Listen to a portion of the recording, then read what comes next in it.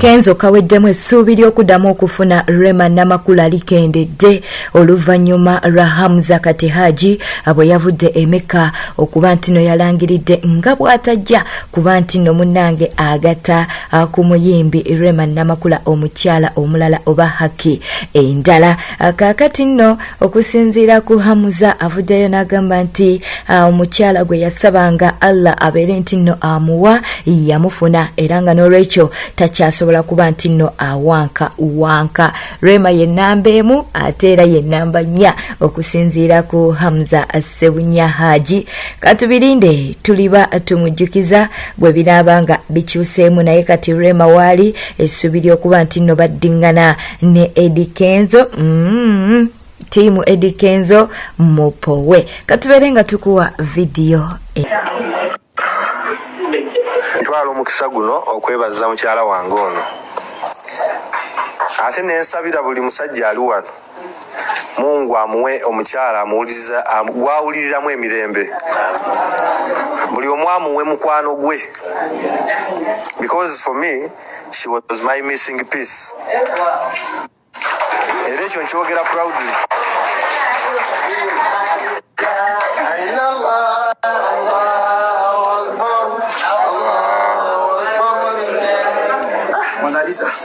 Oyo era edduwa zonna zisabye abambadde okumpi ate lisi erinnya eryo badde nga baliwulira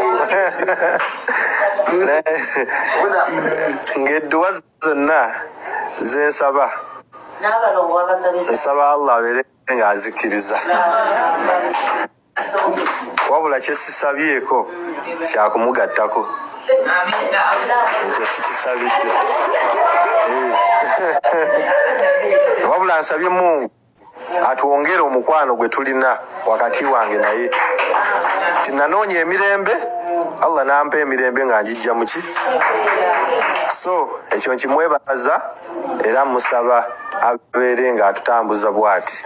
Namukoowedde Mungu amutuuse ku nnyumba ey'ekitiibwa, era kimmanyi lwakuba programu yange nagikola abruptly, naye ate nga mu mirimu gye mulimu already program ezo zaali zimaze okusetingibwa, naye nga inshallah ekyo tekiriiko buzibu, ekyayo okugenda ekyo tekirina tabu. Era omulundi oguddako inshallah tujja kuba tutambula naye.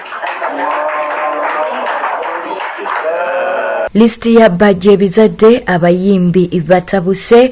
Ajjukira nti no bajjo yavuddeyo n'abaako emiwendo gy'ateeka ku bayimbi nti zezo sente ze bayinza okuba nti no bayimbira ku konsati nga bayitiddwa. Okusinziira ku bajjo, Bobi Wine yamutaddeko $2,000,000, David Lutalo n'amuteekako $6,000,000, ate nga Shiba Kalungi yamutaddeko $5,500,000, Eddy Kenzo n'amuteekako $5,000,000, Jose Chameleone munnange yakidde ddala apaka ku $4,000,000, ate nga Wininwaji naye ali ku $4,000,000, Rema Namakula ali ku $4,000,000, Spice Diana ali ku $3,500,000, Misa Kisemakula ali ku $3,000,000 kw'ossa $3,500,000, ate nga King Saha ali ku $2,000,000 paka ku $3,500,000, Fik Femaika ali mu $2,000,000 paka ku $3,500,000, so nga ate Wike Benda ali mu $2,000,000 paka ku $2,500,000. Gulned munange yamutaddeko akakadde kamu n'ekitundu paka ku $2,000,000,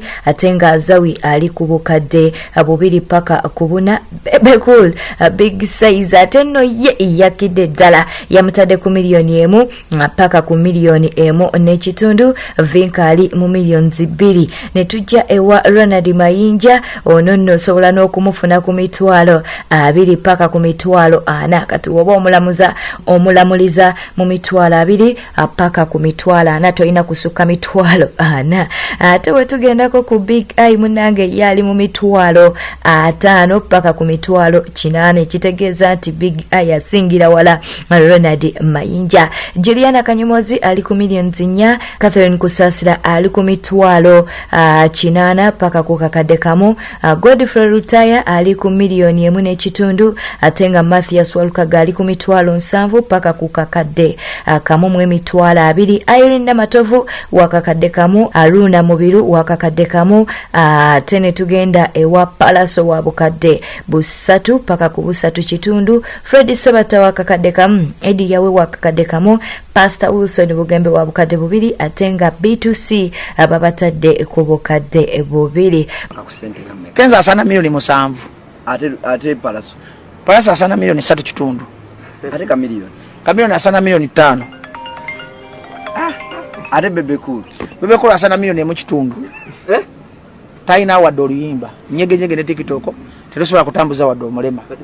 Grenade asana sente mmeka? Grenade asana milioni 2 kwemu kitundu. Ate ku mapinki asana emitwalo 15.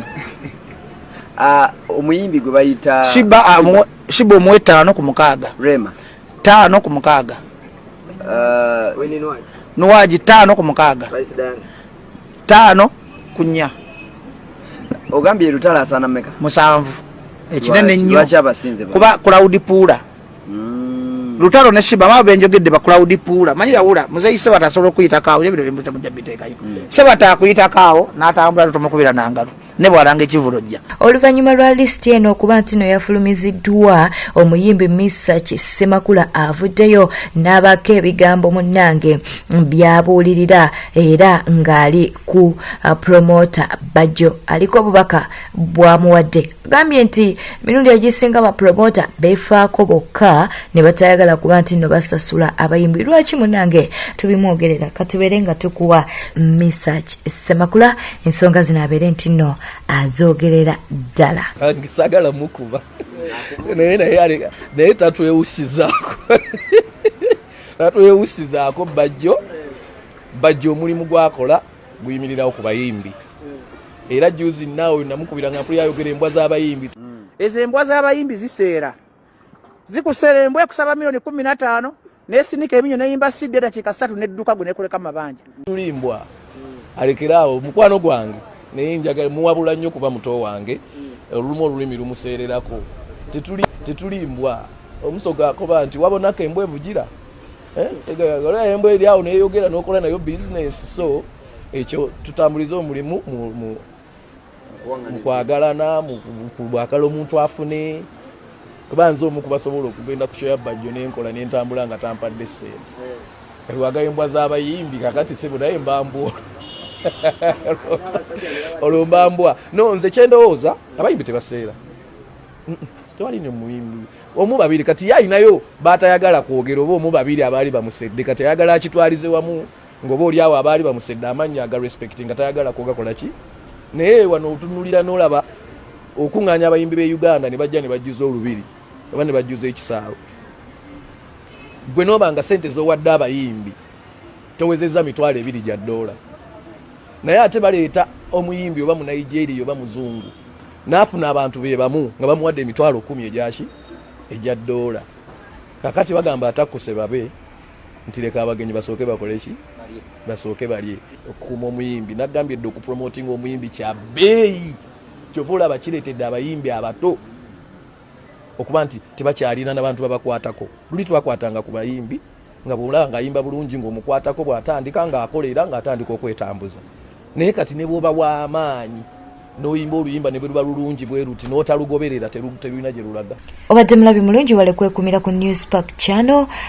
Tukusaba obeere nti no subscribinga ku YouTube channel yaffe. Tolema kuleka obubaka bwawo mu comment section ate era n'okunyiga akade ka notification. Bajja kuba bakutegeeza buli we tubako video oba amawulire ge tutadde. Obeera bulungi we